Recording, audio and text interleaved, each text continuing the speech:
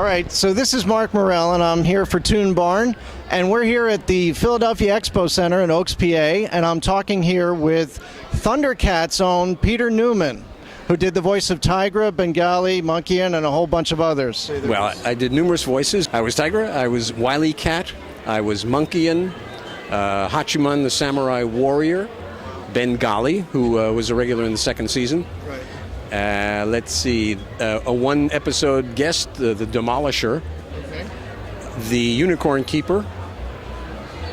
There were others, but I'm getting old, can't remember. That's right.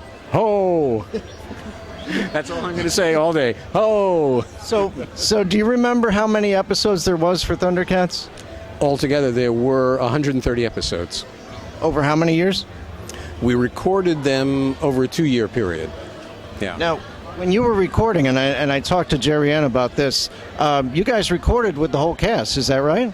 Yes, as I always explain, it was like doing radio. We were all in the booth together, each had our own microphone, and we would do the episodes as, off the page, and then do retakes as needed and do sound effects at the end. The fight scenes and all that, the screaming, the ugh, the ooh, the ah, so that we wouldn't, hurt our voices during the episode, just afterwards. Okay. Yep. Do you remember when you were in the recording booth and everything, who your voice director was? The director was a charming lady named Dannacher, and she was a terrific director. We would do a take, and she was always low-key, no matter how badly we did. She would say, yeah, that's going to be good, which meant we're going to do it again. And usually that's the way it works. Even if it is good, we do it again for what they call a safety, so they have a backup. Was there ever a time where you had to have multiple of your characters going on in the same scene? Oh, frequently. Sure. There were times I would be talking to myself. One of my characters would be talking to the other. Especially in an episode that featured Monkian and Tygra, let's say, which definitely could happen. And so we just have to switch from character back and forth, and yes, occasionally we'd get confused.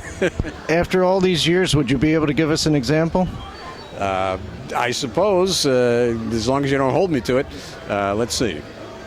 All right, Monkian, it looks like you're trying to cause trouble again, but I won't let you. Oh, go on, Tygra. You Thundercats, you're just a royal pain. Well, we're here to make sure that you don't cause too many problems on Third Earth, but we belong on Third Earth, too. That was excellent. Excellent. Sorry if the improvised dialogue was nothing too stirring, but you get the idea. I understand completely. All right. So, back then, did you ever get a chance to meet Jules Bass, Arthur Rankin, Yes. any of the writers like Leonard Starr? I'm not sure about Leonard. I think we met him, but he wasn't there on a regular basis. And Jules Bass in the beginning was there when I auditioned. He was there in the office along with Dannacher. And then through the first few recording sessions, he was there, and he would drop in from time to time. But it was Lee who generally was in control.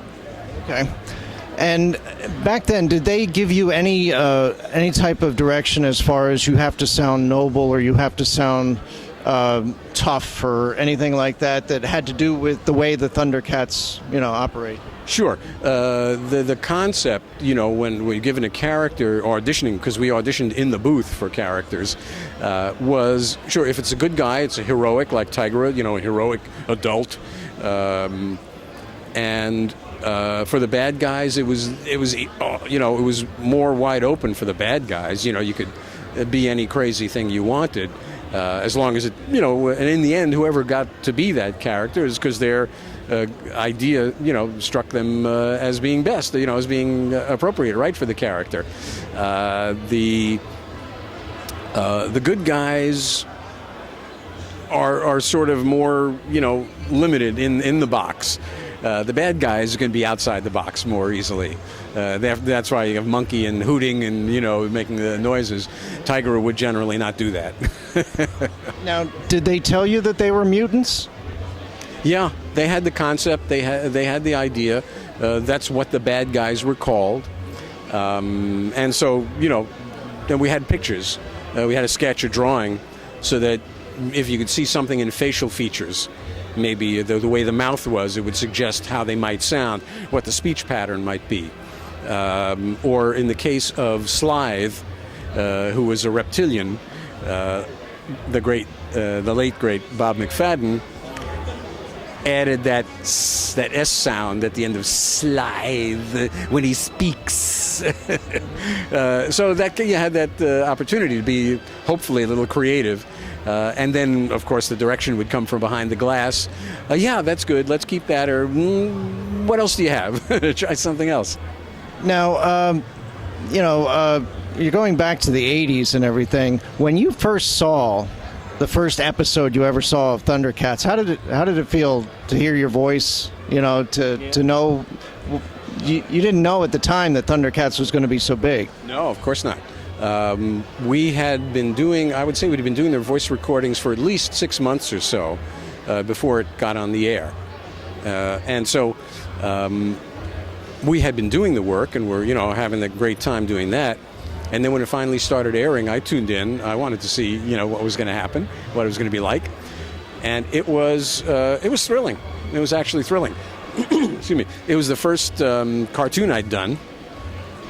And it was an after school, I think, in the beginning, or Saturday morning. I don't remember. And then we got the word the ratings were good, and eventually we learned there was going to be a second season. So this was, it was everything it could be. It was just as good as it possibly could be. Well, unless, of course, there'd been a third or fourth season. That would have been nice. But yeah. And you were lined up with He-Man, Masters of the Universe. Yeah. We were in that time period, I guess, when those cartoons that was a thing. That period, and so now we have the nostalgia for that time and those cartoons. And it was #1 in all the markets. Amazingly so, and it just added to the joy that we felt from the project on the whole. Now we're here at RetroCon, and RetroCon is all about things that are from the past and things that were retro, the past. Retro, old people like me. So, is it really interesting to see all the people that come back and love these things still after all these years? It's amazing. It's amazing. The fan dedication, which always amazed me. I went, my first time at a convention was in 2004, I guess. And that was the only time I had done it until this year. I went out to California this year for the ThunderCon.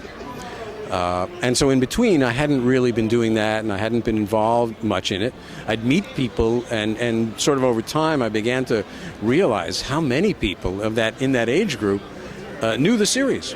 It's been terrific seeing the fan enthusiasm over the years. That's part of the thrill, getting to meet people who really appreciate it, really have these wonderful memories of their experience seeing Thundercats as a positive element in their lives. That's really the best part of it. Yeah. Well, I think it's been wonderful that you've came to RetroCon and that you've shared your experiences with everybody here.